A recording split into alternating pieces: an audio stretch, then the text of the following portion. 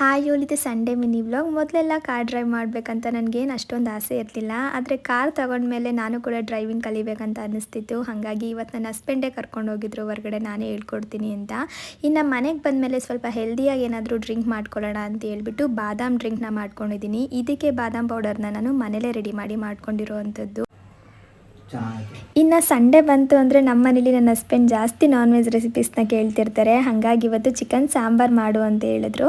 ಅದ್ರ ಜೊತೆಗೆ ಅನ್ನ ಸಾಂಬಾರು ತಿಂದು ಯಾವಾಗಲೂ ಬೇಜಾರಾಗೋಗ್ಬಿಟ್ಟಿದೆ, ಬೇರೆ ಏನಾದರೂ ಮಾಡು ಅಂತ ಕೂಡ ಹೇಳಿದ್ರು. ಹಾಗಾಗಿ ನಾನು ಇವತ್ತು ಶಾವ್ಗೆನ ಮಾಡ್ತಾ ಇದ್ದೀನಿ. ಸಾಮಾನ್ಯವಾಗಿ ಶಾವ್ಗೆ ಜೊತೆಗೆ ಕಾಯಲ್ಲಿ ತುಂಬ ಚೆನ್ನಾಗಿರುತ್ತೆ. ಇನ್ನು ವೆಜಿಟೇರಿಯನ್ಸ್ ಆಗಿದ್ದು ಸ್ವಲ್ಪ ಸ್ಪೈಸಿಯಾಗಿ ತಿನ್ನಬೇಕು ಅನ್ನೋರಿಗೆ ಚಿಲ್ಕವರೆ ಸಾಂಬಾರು ಜೊತೆಗೂ ಕೂಡ ಕೊಡ್ಬೋದು.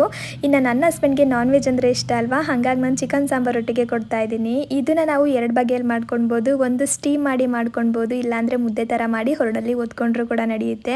ಹೆಂಗೆ ಮಾಡಿದ್ರು ಕೂಡ ಶಾವಿಗೆ ಒಟ್ಟಿಗೆ ಚಿಕನ್ ಸಾಂಬಾರು ತುಂಬ ರುಚಿಯಾಗಿರುತ್ತೆ.